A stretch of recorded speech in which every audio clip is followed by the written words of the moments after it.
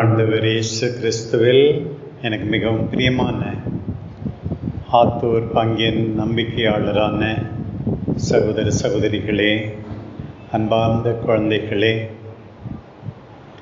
அன்பார்ந்த அருள் சகோதரிகளே, அருள் பணியாளர்களே, முக்கியமாக பங்கு தந்தை அருள் பணி அருளப்பன் அவர்களே, உதவி தந்தை அருள் பணி பெஞ்சமின் அவர்களே, ஆத்தூர் பங்கின் பாதுகாவலி ஜெயராக்கினி அன்னையின் பெருவிழாவன்று 2026 ஆண்டு ஆகஸ்ட் மாதம் 15ஆம் தேதி உங்களோடு இணைந்திருப்பதில் பெரும் மகிழ்ச்சி. இந்தியா 1947 சுதந்திரம் பெற்றது. 3 ஆண்டு கழித்து 1950ஆம் ஆண்டு நம் எல்லாருக்கும் மகிழ்ச்சி அளிக்கும் வண்ணமாக அன்பு தாய் அன்னை கன்னிமரியா உடலோடும் ஆன்மாவோடும் விண்ணகம் எடுத்துக்கொள்ளப்பட்டார்கள் என்ற மாபெரும் மறை உண்மையை அன்றைய திருத்தந்தை அவர்கள் அறிவித்தார்கள். பிரியமானவர்களே, இவை இரண்டையும் சேர்த்து இன்றைக்கு கொண்டாடுகிறோம். நமக்கு மகிழ்ச்சி என்னவென்றால் நம்முடைய பங்கின் பாதுகாவலி வேறு இந்த அருமையான அன்னை. ஏன் குருவாக வேண்டும்? ஆண்டவரால் தேர்ந்து கொள்ளப்பட்ட ஆயராக வேறு ஆகிவிட்டோம். நம்முடைய கடமை என்ன? ஆண்டவர் இயேசுவை எல்லாரும் தெரிந்து கொள்ள வேண்டும், நான் தெரிந்து கொள்ள வேண்டும், மற்றவர்களுக்கு அடையாளம் காட்ட வேண்டும். அவர் சென்ற இடமெல்லாம் நன்மையை செய்து கொண்டு சென்றார். நோயாளிகளை குணப்படுத்தினார், பேய்களை ஓட்டினார், ஏழை எளியோருக்கு நற்செய்தி அறிவித்தார், இன்னும் பல நல்லது செய்தார். ஆனால் அநியாயமாக பாடுபட்டார், சிலுவை சாவுக்கு ஆளாக்கப்பட்டார், மரித்தார், கல்லறையிலே அடக்கம் செய்யப்பட்டார்.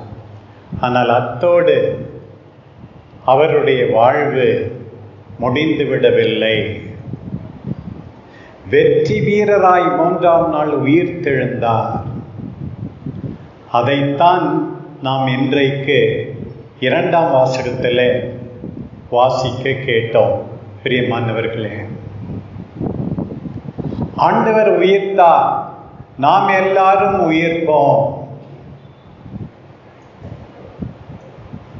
ஆண்டவருக்கு உகந்த விதத்திலே நாம் வாழ வேண்டும். ஆண்டவர் விண்ணேற்றமான விழாவென்று தொடக்க உரையிலே சொல்லப்பட்டிருக்கிறது. தலையாகிய அவர் சென்ற இடத்திற்கே உடலாகிய நாமும் செல்ல வேண்டும் என்பதை நினைவுபடுத்துவது அந்த விழா என்கிறது. இன்னொரு பக்கம் ஆண்டவரோடு நெருக்கமாக தொடர்பு கொண்டிருந்த தாய், ஆண்டவரை சுமந்தவர், ஆண்டவரை எப்போதும் தாங்கி நின்றவர், அவர்தான் புதிய ஏற்பாட்டு பெட்டகம், பேழை. ஏனென்றால் ஆண்டவரை அவர் சுமந்து கொண்டே இருந்தார். ஆண்டவர் வெற்றி வீரராய் உயிர்த்தெழுந்தார். அவரோடு நெருக்கமாக தொடர்பு கொண்டிருந்தவர் தான் நம்முடைய அன்பு தாய் அன்னை கன்னிமரியா. அவர் உடலோடும் ஆன்மாவோடும் விண்ணகம் சென்றார் அல்லது எடுத்துக்கொள்ளப்பட்டார் என்றால் அதற்கு என்ன காரணம் என்று நம் எல்லாருக்கும் சொல்லப்படுகிறது. ஆண்டவரை அவர் சுமந்தார், எனவே கடவுள் அவரை சுமந்து கொண்டு விண்ணகத்துக்கு போனார் என்று. அதுதான் முக்கியமான காரணம். பிரியமானவர்களே,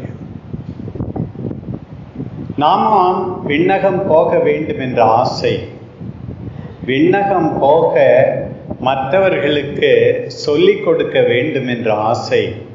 நாம் எல்லாரும் விண்ணகம் போக மாட்டோமா? நம் அன்பு தாய் விண்ணகத்துக்கு எடுத்துக்கொள்ளப்பட்டார் என்றால் நம் எல்லாரையும்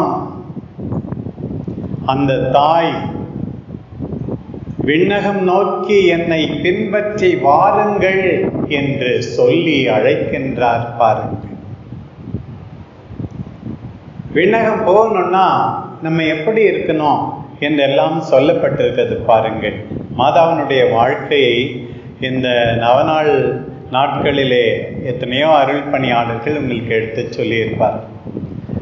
அவற்றையெல்லாம் சுருக்கி நான் இன்றைக்கு சொல்ல வேண்டும் என்றால் இதுதான். முக்கியமாக மாதா என்ன செய்தாங்க? மங்கள வார்த்தை அறிவிக்கப்பட்ட அந்த நிகழ்ச்சியில் அதை நினைத்து பாருங்கள். கபிரியேல் தூதர் வழியாக அவருடைய சம்மதத்தை தந்தை கடவுள் கேட்டார். நீ என்னுடைய மகனுக்கு தாயாக வேண்டும். குழப்பம் இருந்தது. கடவுளால் முடியாது, எதுவுமே இல்லை என்று கடவுள் சொன்னார். பாருங்கள், அதன் அடையாளம்தான் உன்னுடைய உறவினர் மலடி முதிர்ந்த வயதிலே கருவுற்றிருக்கிறார் என்று சொல்லப்பட்டது. கடவுளால் ஆகாது, எதுவுமே கிடையாது, நல்லவர் வல்லவர். உடனே மாதா சொன்னது, இதோ ஆண்டவருடைய அடிமை, மது வார்த்தையின்படியே எனக்காகட்டும். ஃபியாத், எஸ். பிரியமானவர்களே, கடவுளுடைய விருப்பத்துக்கு ஆம் என்று சொல்லுங்கள், எஸ் என்று சொல்லுங்கள். நிச்சயமாக உங்களுக்கு மோட்சம் உண்டு. இந்த உலகத்தில் பல்வேறு சூழ்நிலையில் நாம் எல்லாரும் பார்க்கிறோம். எவ்வளோ பேர் எதுக்கோ எஸ் சொல்றாங்க.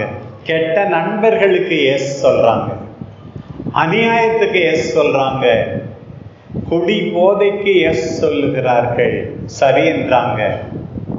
பாருங்க, எவ்வளோ போதை பொருட்களுக்கு சரி என்கிறார்கள், தவறான வழிக்கு சரி என்கிறார்கள். ஆண்டவரே, உம்முடைய விருப்பத்துக்கு தான் நான் பணிவேன் என்று மாதாவை போல சொன்னால்தான் நீங்கள் ராஜாவாவீர்கள், ஜெயராக்கினி ஆவீர்கள், விண்ணகம் செல்ல முடியும் என்பதை இன்றைக்கு முதலாக நினைவூட்டுகிறேன். இதனால் எப்படி வாழ்ந்தோமோ தெரியாது. ஆண்டவரே, உம்முடைய விருப்பம் என்ன? அதை நான் செய்ய போகிறேன். ஆண்டவரே, நான் பள்ளிக்கு போக வேண்டுமா? வேலை செய்ய வேண்டுமா? கஷ்டப்பட்டு உழைக்க வேண்டுமா? படிக்க வேண்டுமா?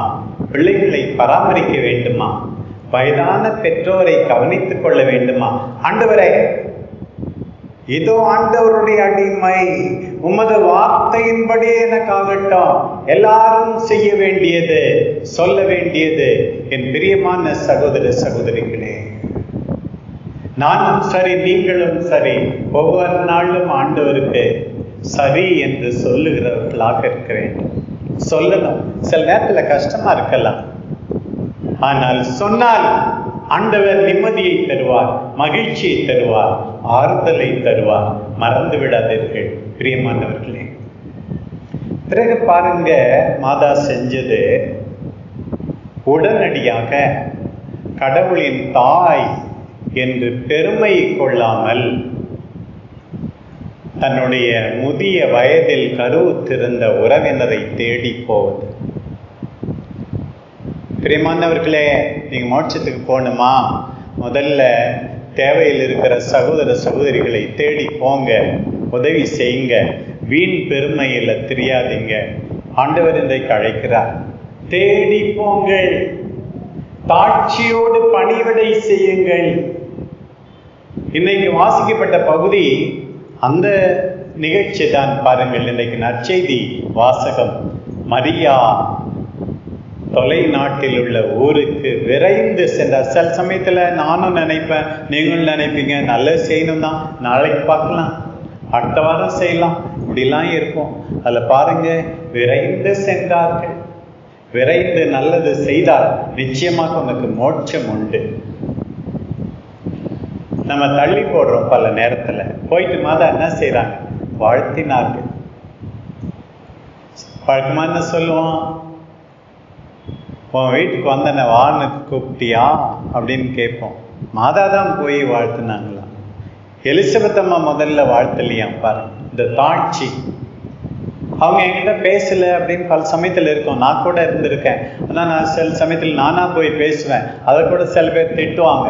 பிஷப்னா கெத்தா இருக்கணும், நீங்களா ஏன் பேசுறீங்க, அவங்க வந்து பேசணும்னு சொல்லுவோம். இங்க மாதா பாருங்க, எலிசபெத் அம்மா வீட்டுக்கு போய் அவர்கள் வாழ்த்தினார்களாம் பாருங்க.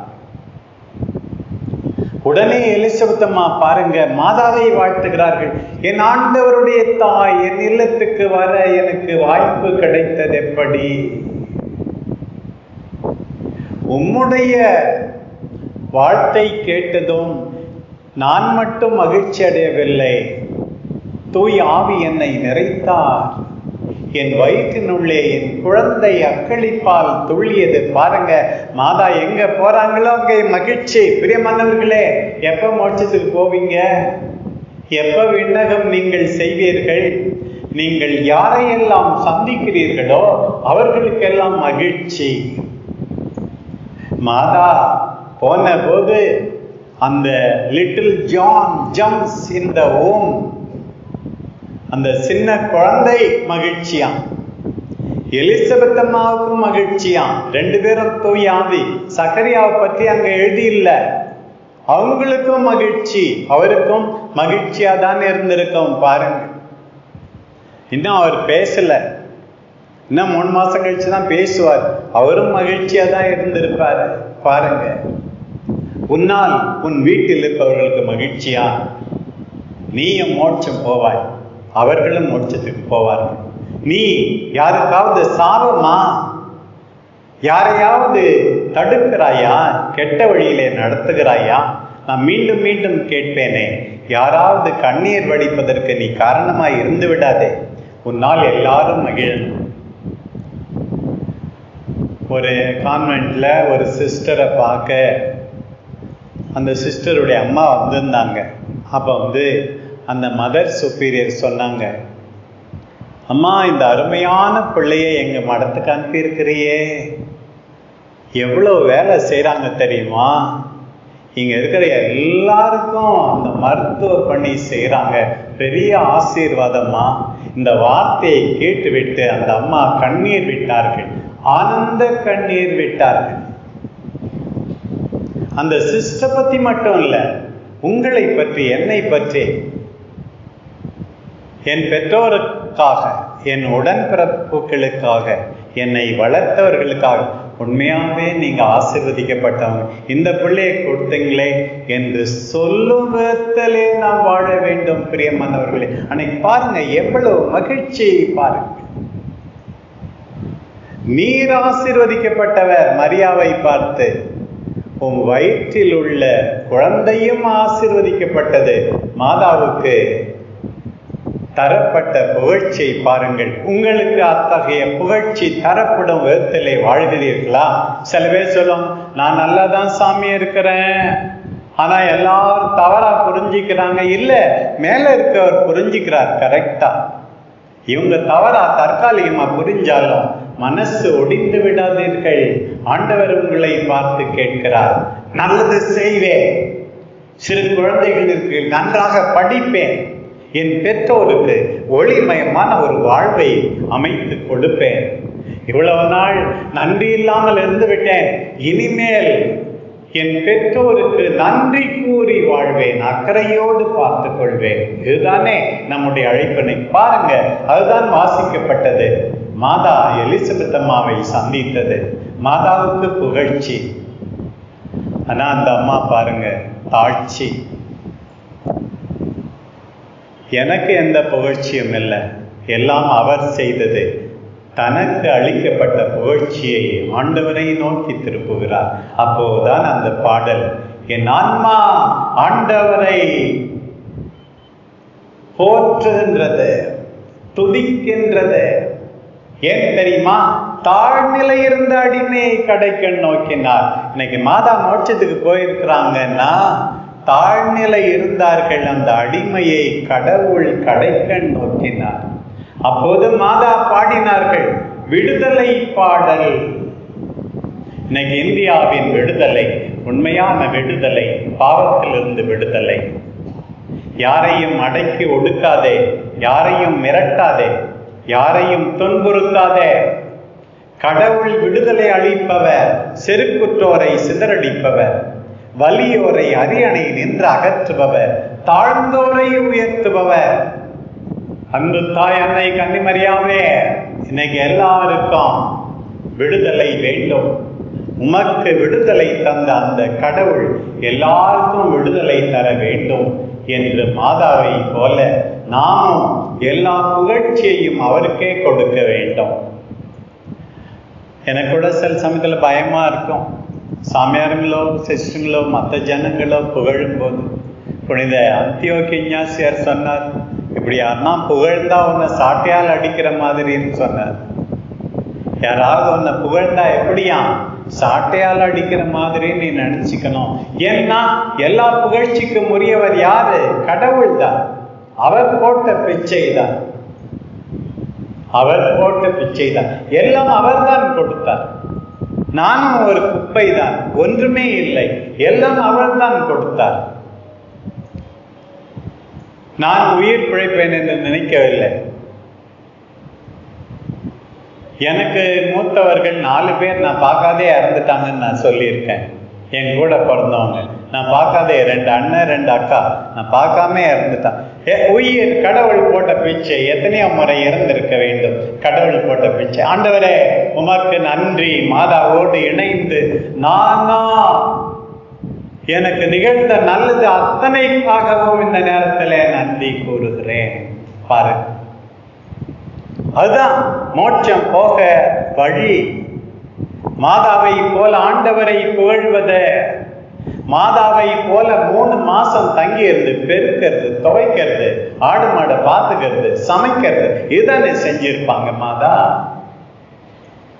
மாதாவை போல அக்கறையோடு உறவினரை, நண்பர்களை, கஷ்டப்படுபவர்களை தேடி போவது அப்படியே ஈஸியா முடிச்சது போயிடலாம்னு நினைச்சிடாதீங்க. முடியாது. நிச்சயமாக விண்ணகம் என்று உண்டு. நாம் எல்லாரும் போக வேண்டும். மாதாவை போல வாழ்வது பாருங்க. விண்ணகம் சென்ற மாதா நமக்காக பரிந்து பேசுறாங்க. நமக்கு தெரியும், எவ்வளோ சொல்லியிருப்பாங்க, கேட்டிருப்பீங்க. இருந்தாலும் சிலவற்றை நினைவுபடுத்த வேண்டியது என்னுடைய கடமை. முக்கியமா அந்த கானாவூர் திருமணத்தில் நிகழ்ந்தது. மாதா, மகனே ரசம் தேர்ந்து விட்டது. விண்ணகத்திலிருந்து நமக்காக அம்மா பேசிக்கொண்டே இருக்கிறார்கள். மகனே, என்னுடைய ஆத்தூர் மக்கள் பலர் மகிழ்ச்சி இல்லாமல் இருக்கிறார்கள். அந்த மகிழ்ச்சி இல்லாமல் இருப்பதுதான் ரசம் தேர்ந்து விட்டது. மகிழ்ச்சி இல்லாமல் போச்சு. மகனே, அவர்களுக்கு மகிழ்ச்சி வேண்டும், நிம்மதி வேண்டும்.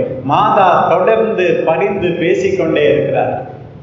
மாதா சொன்னாங்க, என் நேரம் வரல அப்படின்னு மகன் சொன்னாலும் பரவாயில்ல, வராத நேரத்தை நான் வர வைக்கிறேன் பாரு. வேலைக்காரங்கிட்ட போய் ஆண்டவரை அறிமுகம் செய்து வைக்கிறார்கள். Our whole vocation, my dear brothers and sisters, is to introduce Jesus to people. இயேசுவை மற்றவர்களுக்கு கொடுப்பது நம்முடைய கடமை. பெத்லகேமில் மட்டும் இயேசுவை நமக்கு கொடுக்கவில்லை. அன்றைக்கு மீண்டுமாக கானாவூர் திருமணத்தின் போது இயேசுவை மாதா கொடுத்தார்கள், வேலைக்காரர்களுக்கு கொடுத்தார்கள். அந்த புதுமையின் கடைசியிலே நாம் பார்க்கிறோம், எல்லாரும் நம்புனாங்களாம். பாருங்க, இயேசுவை நம்புங்கள், இயேசுவை கொடுங்கள், இயேசுவை ஒவ்வொரு நாளும் அறிமுகம் செய்து வையுங்கள். நிச்சயமாக நாம் எல்லாரும் விண்ணகம் செல்கின்ற சரியான பாதையிலே இருக்கிறோம். பாருங்க, நம்முடைய அழைப்பு தான். எத்தனை பேருக்கு இயேசுவை சுட்டி காட்டி இருக்கிறீர்கள்? நமக்கே தெரியாம இருந்திருக்கிறோம் பல நேரத்துல. பாருங்க, இதுதான் மாதா. பாருங்க எப்படி துணிச்சலோடு இந்த தாய் சிலுவை அடியிலே நின்று கொண்டிருந்தார்கள் என்பதையும் நீங்கள் நினைத்து பார்க்க வேண்டும். துணிச்சலோடு சிலுவை அடியிலே துன்புறுகின்ற தன் மகனோடு உடனிருந்த மாதா கபிரியேல் தூதரிடம் மட்டும் ஆம் என்று சொல்லவில்லை. கானாவூர் திருமணத்தின் போது மட்டும் ஆம் என்று சொல்லவில்லை. சிலுவை அடியிலே ஆம் என்று கடவுளின் விருப்பத்துக்கு பணிந்த மாதா பாரு. அந்த மாதா மகனோடு இருப்பதுதான் சரி என்கின்றார்கள். புனித பெர்னடின் ஆஃப் சியன்னா அதான் சொல்றாங்க பாரு. புனித ஜான் டமாசின் அதைத்தான் சொல்லுகிறார். மகனோடு இந்த தாயும் இருப்பதுதான் சரி. எல்லாருக்கும் அழகா இருக்கணும்னு ஆசையா இருக்குதானே. அதுவும் இன்னைக்கு நம்ம ஊர் திருநா சுதந்திர தினம் எல்லாம் ட்ரெஸ் பண்ணும் ஸ்டைலா அப்படின்னு நிறைய பேருக்கு ஆசையா இருக்கா? சில பெண்கள் வீட்டிலேருந்து கோயிலுக்கு கிளம்புறதுக்கே ரொம்ப நேரம் ஆகுது. சில நேரத்தில் ஆகுது தானே. அழகா இல்லைன்னாலும் கொஞ்சம் எக்ஸ்ட்ரா மேக்கப் போட்டு அழகா காட்டிக்கணும். எப்படி அழகு வரும் தெரியுமா? அன்பு செய்தால் அழகு வரும். மாதா அன்பினால் தான் அழகானார்கள். இன்னைக்கு பாருங்க, மாதா அவனுடைய அழகு இன்றைய முதல் வாசகத்துல எப்படி எடுத்து சொல்லப்பட்டது பாருங்கள். எவ்வளவுதான் ட்ரை பண்ணாலும் வெள்ளையாவே ஆக முடியலன்னு சில பேர் பவுடர் அப்புறாங்க, ஆக முடியல சில பேரால. ஏன்னா அப்படி முயற்சி பண்றாங்களோ தெரியல. மாதா கதிரவனையே ஆடையாக அணிந்திருந்தார்களாம் பாருங்கள். முதல் வாசகம் சொன்னது சூரியன் போல பிரகாசம். என்ன பிரகாசம் அப்படின்னு சொல்லி பாருங்க. அப்புறம் பாருங்க, சந்திரன் நிலா காலில் இருக்குதான், அந்த பெண்ணினுடைய காலில் நிலாவா பாருங்க, நிலா காலில். அப்புறம் தலையில பாருங்க 12 ஸ்டார், 12 நட்சத்திரம் தலையில 12 நட்சத்திரம். எவ்வளவு அழகு அந்த பெண். இது எப்படி வந்தது? சுலபமாக வரவில்லை. ஆம் என்று சொன்னதால், உதவி செய்ததால், மகனோடு இணைந்திருந்ததால், துன்புற்றதால், நல்ல சீடத்தியாக வாழ்ந்ததால், இதனால் தான் இந்த மாட்சி அவருக்கு கிடைத்தது பாருங்க. அதிலே இன்னைக்கு முதல் வாசகத்தில் கேட்டோம். இந்த பெண் இப்படி இருக்கும்போது பாருங்க, பக்கத்துல ஒரு அரக்க பாம்பு.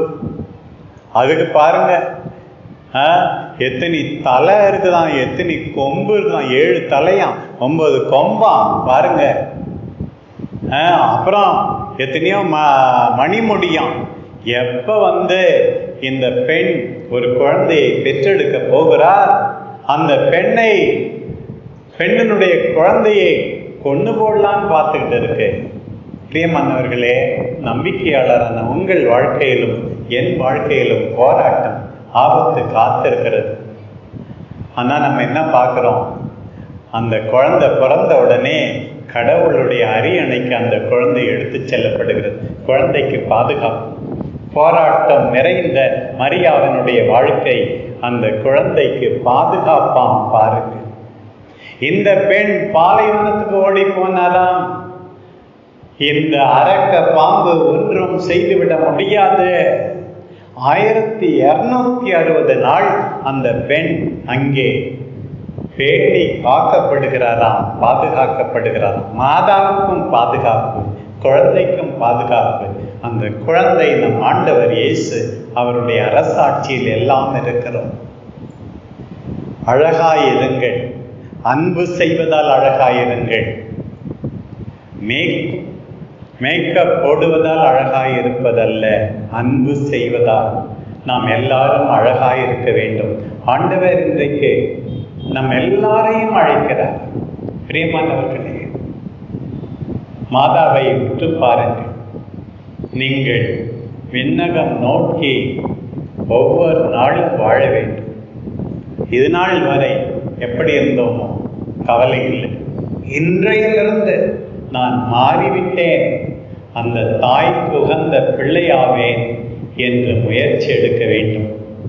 நம் அன்பு தாய் ஜெயராக்கினி அன்னை நம் எல்லாருக்காகவும் பரிந்து பேசுவாராக.